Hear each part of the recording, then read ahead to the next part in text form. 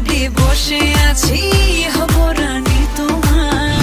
Screenshot নিয়ে আমি ওকে দেখাই, ও বলে কি এটা কখন হয়েছে, কিভাবে হয়েছে, মানে ও নিজেই জানে। বাংলাদেশের নতুন হিরো সিয়াম আহমেদ বেশ কিছুদিনের মধ্যে এতটা জনপ্রিয়তা লাভ করেছে, শাকিব খানের পরে যেন তার সিনেমা দেখতেই দৌড়াচ্ছে দর্শকেরা।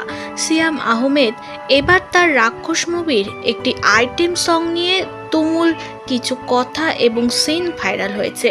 সিয়াম আহমেদের রাক্ষস মুভিটি ইতিমধ্যেই হাউসফুল, তবে বিদেশি নায়িকা নাতালিয়ার সঙ্গে একটি আইটেম সঙ্গে তাকে বেশ ঘনিষ্ঠ অবস্থাতে দেখা গিয়েছে, যে বিষয় নিয়ে মুখ খুলেছে তার স্ত্রী। আমার হাজব্যান্ডকে নিয়ে কখনো কোনো গসিপ শুনি নাই। আমার দিলত রাজা প্রেমেরই ডালা সাজা। সিয়াম আহমেদের রাক্ষস মুভিতে ভিন্ন দেশের দুই নায়িকাকে চুজ করা হয়েছে। নাতালিয়া আইটেম সঙ্গে ছিল। ভারতীয় নায়িকা সুস্মিতা ও নাতালিয়ার সঙ্গে রাক্ষস মুভি জমে তখির, তবে সংসারেও এই গান নিয়ে অশান্তি তৈরি হয়েছে। সিয়াম আহমেদের স্ত্রী এবার সিয়াম আহমেদকে কিছু প্রশ্ন করেছে।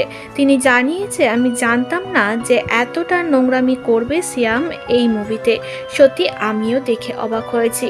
সিয়াম আহমেদের স্ত্রী বলেন, আমার তো সিয়ামকে ডিভোর্স দিতে ইচ্ছা করছে, ও কোনো মুভিতে এত ঘনিষ্ঠ সিন করেনি।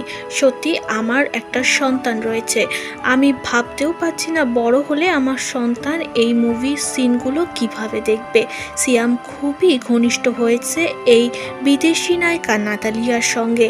আমি এই সিনগুলো সিয়ামকে দেখিয়েছিলাম। সিয়াম বলেছে, আমি জানি না এই বিষয়গুলি কি করে এসেছে, এই সিনগুলি এমনভাবে ধরবে দর্শকদের সামনে, সেটা সত্যি আমি বুঝতে পারিনি। সিয়াম আহমেদের রাক্ষস মুভির আইটেম সং নিয়ে বিরক্ত এবং সিয়ামকে ডিভোর্স দিতে চায় তার স্ত্রী।